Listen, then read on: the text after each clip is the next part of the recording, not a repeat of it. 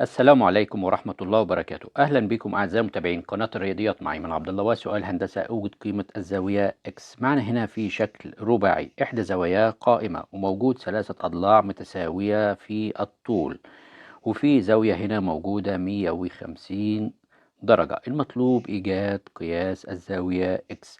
طبعا يمكنك تثبيت الفيديو ومحاولة إيجاد الحل بنفسك. على بركة الله نبدأ مع بعض عرض الفكرة وعرض الطريقة. لكن رجاء اللي بيشوفنا لأول مرة يشترك في القناة ويفعل زر الجرس ليصله كل جديد لدينا إن شاء الله. والباحث على أسئلة الهندسة يجدها في قوائم التشغيل في قائمة بعنوان اختبارات الهندسة. نبدأ عرض الفكرة والطريقة. في بداية الأمر هنبتدي إن احنا نضع الأحرف على الشكل، يبقى الشكل اللي عندي A B C D. طيب بعد كده هنبتدي إن احنا نسقط من C عمودي على امتداد A B، ويكون الشكل كالتالي. كما نرى أمامنا هنا أصبح تكون معنا هنا في مثلث E قائم الزاوية عند هنا النقطة E. أصبح مثلث BAC، هذا مثلث قائم الزاوية في عند الزاوية E.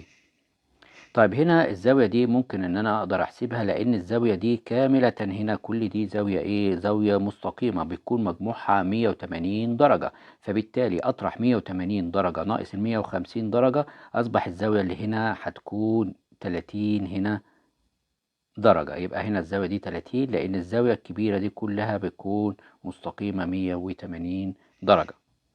وطبعا المثلث بيكون كله مجموع زواياه بتكون 180 درجة. أنا معايا هنا 30 ومعايا 90، يبقى هنا 120. يبقى لازم الزاوية اللي فوق دي تكون زاوية 60 درجة.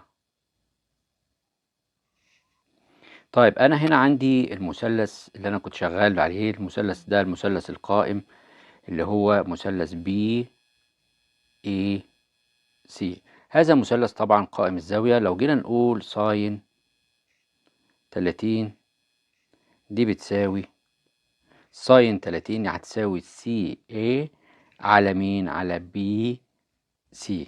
يبقى هنا سي اي على بي سي. ساين هنا يعني هتكون طبعا هنا بنصف، ساين 30 هنا نصف بتساوي سي اي على بي سي. طيب يعني هنا هتكون هنا واحد، وبالتالي هتكون هنا كام؟ 2. وطالما السي انت طبعا من معطيات انت عندك السي بي بتكون بتساوي البي اي بتساوي الاي دي، يعني هنا 2، فبالتالي ده هتكون 2 وهنا ايضا هتكون 2. طيب هبتدي من السي هوصل سي اي. لما وصلت سي اي اصبح معايا فيه مثلث هنا A B C. هذا المثلث هتلاحظ ان هو من المعطيات انه متساوي ايه؟ الساقين. متساوي الساقين وفي زاوية. ويعني ايه كلمة متساوي الساقين؟ نستفيد منها ايه؟ ان زاويتين القاعدتين بيكونوا مالهم؟ متساويتين. يعني الزاوية دي لازم انها هتساوي الزاوية دي. طيب الزاوية اللي موجودة الكبيرة ب150، يعني اذا 150 ناقص 180 مجموع كل المثلث، يبقى اذا الزاويتين دول مجموعهم 30. لما نقسمهم على الاتنين يعني كل واحدة فيهم هتكون كام؟ 15 درجة. يعني هنا 15 وهنا ايضا هتكون دي كام؟ 15 درجة. طيب هنا طبعا الزاوية دي ايه؟ كانت قائمة. ده من المعطيات احدى كانت الزاوية دي قائمة. طيب والزاوية دي قائمة وهنا دي 15، يبقى الزاوية اللي هنا اقدر اجيبها اللي هي بكام؟ ب75 درجة. 90 ناقص ال15 يطلع 75 درجة. هنا اخر عمل هنقوم بيه من سي، هنعمل امتداد عمودي على مين؟ عمودي هنا على ال AD. كل دي كانت 2، يبقى بيقسموا هنا لواحد، لان ده هنا واحد المقابل له كام؟ لان الشكل كده اصبح بالشكل ده طبعا لانه عمودي هنا وهنا عمودي، فاصبح الشكل اللي تحت ده اللي هو AEC. هنا النقطة دي ممكن ان احنا نسميها مثلا F. اصبح هنا ده شكل ايه؟ مستطيل. فبالتالي هنا واحد، يبقى لابد ان ده يكون هو ايضا واحد. يبقى اذا برضو اللي فوق ده لازم يطلع ايه؟ واحد، لان المجموع كان كله 2.